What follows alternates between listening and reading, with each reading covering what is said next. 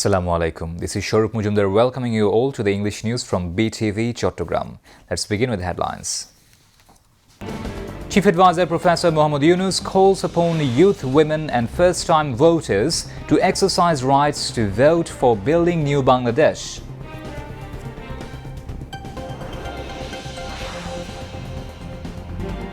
Law and order situation to improve and fear of candidates and voters to be removed as polls approach, comments Chief Election Commissioner.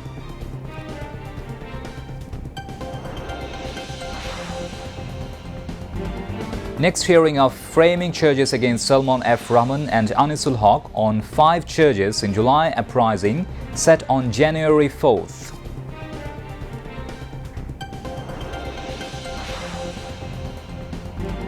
Six more ships to be added to Bangladesh Shipping Corporation's fleet within 6 months, informs Shipping Adviser.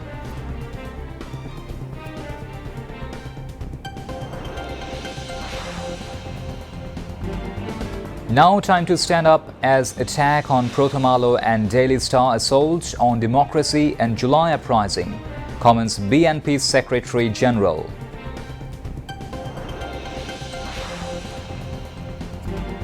Israeli cabinet approves construction of 19 more settlements in occupied West Bank, condemns Saudi Arabia.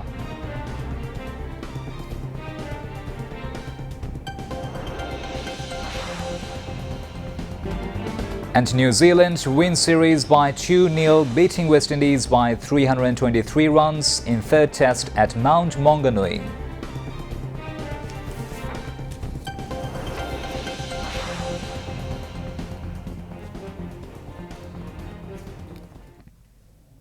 Those were the headlines. Now moving on to the details. Chief Adviser Professor Muhammad Yunus inaugurated the Voter Gari Super Caravan to provide information and create awareness about the 13th national elections and referendum. He inaugurated the Voter Gari campaign through a video message at a program held at the South Plaza of the National Parliament in the capital today.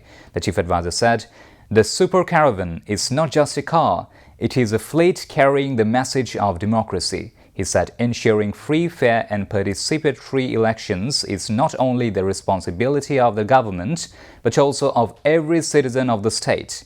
The Chief Adviser called on youth, women and first-time voters to exercise their voting rights to build a new Bangladesh. Bangladesh একটি গুরুত্বপূর্ণ সময় অতিক্রম করছে। সামনে আমাদের জাতীয় সংসদ নির্বাচন এবং জুলাই জাতীয় সনদ বাস্তবায়নের উপর গণভোট। এই লক্ষ্যকে সামনে রেখে যাত্রা শুরু করছে 10টি ভোটের গাড়ি সুপার ক্যারাভান। এইসব গাড়ি দেশের 64টি জেলা এবং 300টি উপজেলায় ঘুরে বেড়াবে।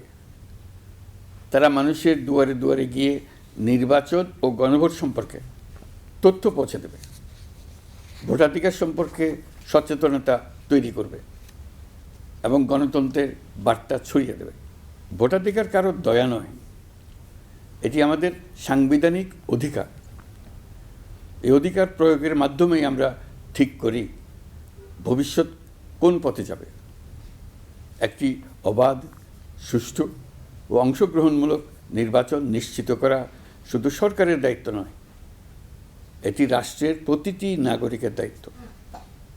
এই সুপার ক্যারাভান কেবল একটি গাড়িই নয়, এটি গণতন্ত্রের আনন্দবাণী বহনকারী vote.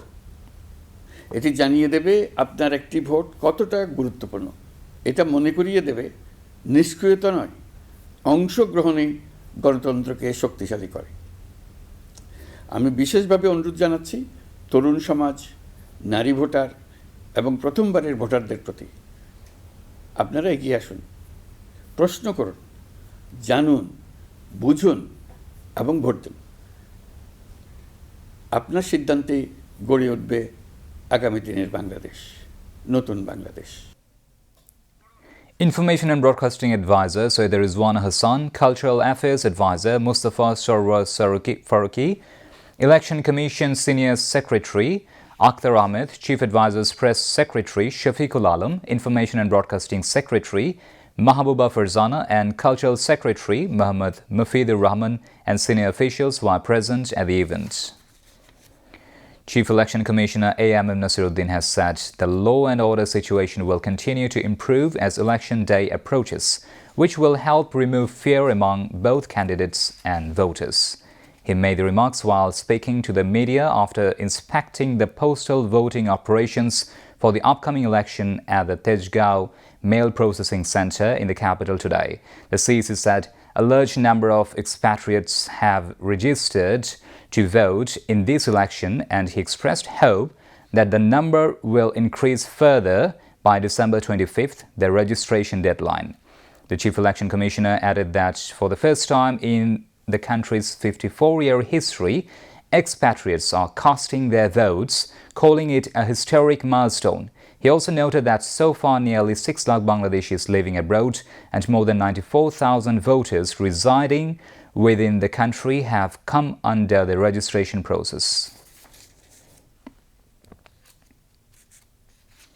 Chief Prosecutor Tajul Islam filed a complaint with the International Crimes Tribunal, alleging that Salman F. Rahman, former advisor to ousted Prime Minister Sheikh Hasina, and former Law Minister Anisul Haq advised Sheikh Hasina to impose a curfew to suppress the July uprising.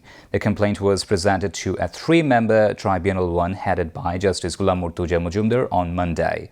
The prosecution filed the complaint against Salman F. Rahman and Anisul Haq, alleging that they incited the killing of students by imposing a curfew and requested the start of the trial. In addition, the complaint further stated that Anisul Haq advised Sheikh Hasina to use the army to suppress the student uprising. The prosecution brought 5 charges against Salman F. Rahman and Anisul Haq. The charges include his role in the plan to suppress and finish off the protesters by imposing a curfew, inciting the killing of businessmen at the then Prime Minister Sheikh Hasina's Ganabhavan meeting, and accusing about 450,000 students and the public in 286 cases. After the hearing, the tribunal set the next hearing of the case for January 4th. The lawyers for the defendants will hear the case on that day. In the same tribunal, arguments are being presented in the murder case of student Anas, including 6 others in Chankarpur in the capital. Earlier, the state side presented arguments on December 15th and the lawyers for the defendants on December 18th. After that, the state side will again refute the arguments and counter-arguments, and only after the stay is completed, the case will go to the verdict. It is likely that the arguments of both sides in this case will be completed this month.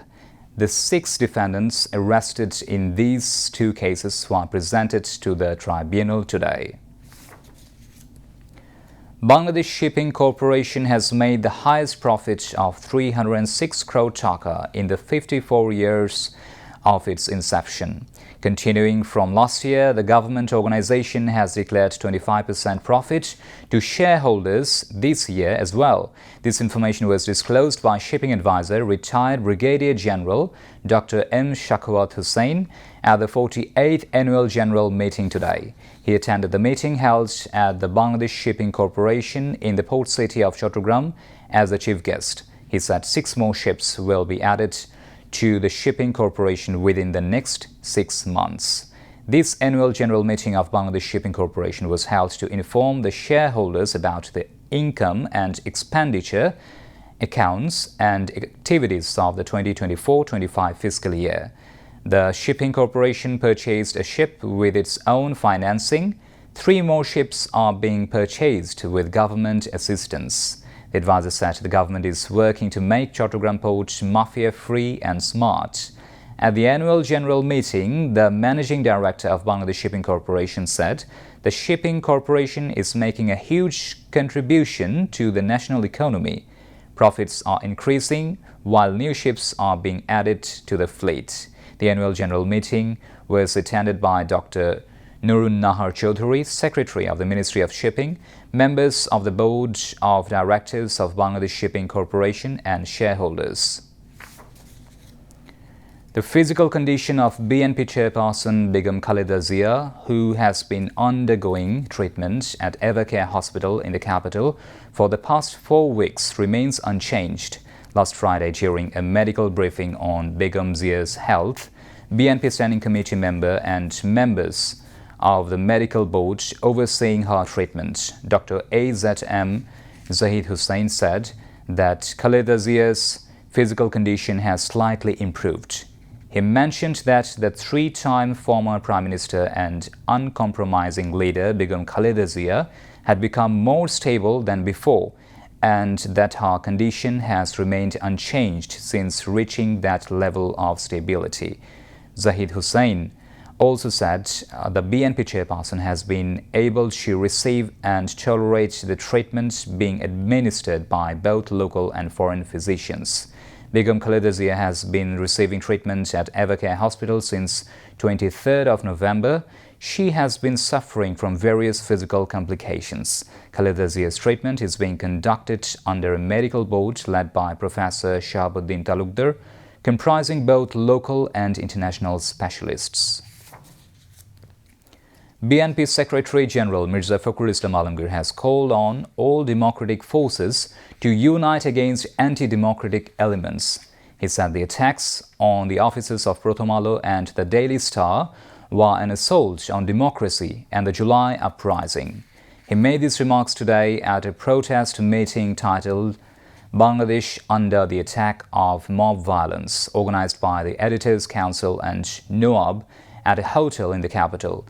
Mirza Fakhrul Islam Alamgir also stated that everyone, regardless of political affiliation, must stand united to resist such actions. At the event, NCP convener Nahid Islam said that the entire incident of mob violence surrounding the death of Usman Hadi was planned, and he urged all progressive forces to come forward against it. Later, a human chain was formed in protest against mob violence. BNP Standing Committee member Amir Khusru Mahmood Chaudhry said Bangladesh will not run like before. It must run through accountability and transparency. He made this comment at the Trade, Economy and Investment Dialogue organized by the Divisional Business Forum in Chattogram today. Amir Khusru Mahmood Chaudhry said if BNP comes to power in the future, an automated system will be introduced for container scanning of import and export products at ports. He stressed the importance of involving women entrepreneurs in business and said partnerships will be developed with government and private sector business organizations. Former President of Chattogram Chamber, Engineer Ali Ahmed, presided over, while BGMEA First Vice President Selim Rahman, former First Vice President Emir Salam, General Secretary of Inter-District Bus Owners Association, Kafiluddin, Vice President of Chattogram Women Chamber of Commerce and Industry, Sultana Nurjahan Rozi, former Secretary General of Barvida, Muhammad Habibur Rahman, President of Khatunganj Business Association, Mir Abdul Salam, and leaders of various chambers of commerce and industry and business associations of Chattogram Division, among others, addressed the occasion. Inkilab Moncho has demanded the formation of a speedy trial tribunal to complete the judicial process in the murder of Sharif Usman Hadi. Inkilab Moncho member Secretary Abdullah Al-Zabir made the demand at a press conference held in front of the National Museum in the capital today. He said that if necessary, assistance from international professional investigation agencies should be sought to ensure a proper investigation into Hadi's killing. Now, international news.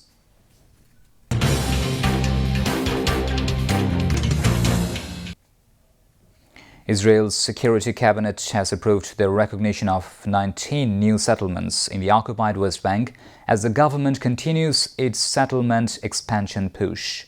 Far-right Finance Minister Bezalel Smotrich, a settler who proposed the move alongside Defense Minister Israel Katz, said the decision was about blocking the establishment of a Palestinian state. Israeli settlements in the occupied West Bank are considered illegal under international law. Saudi Arabia condemned the move. UN Secretary General Antonio Guterres has said Israel's relentless settlement expansion fuels tensions, restricts Palestinian access to land, and threatens the viability of a sovereign Palestinian state.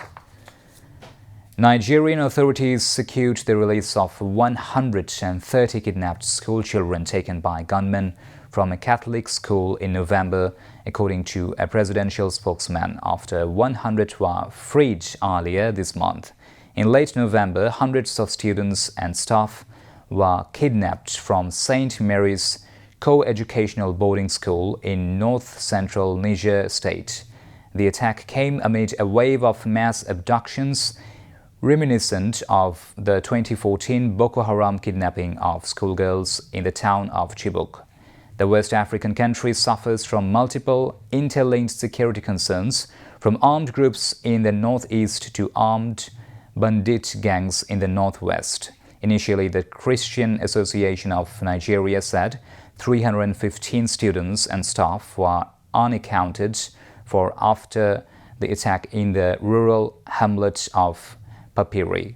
About 50 of them escaped immediately afterwards, and on December 7th, the government secured the release of about 100 people. That would leave about 165 thought to be still in captivity before Sunday's announcement that 130 were rescued.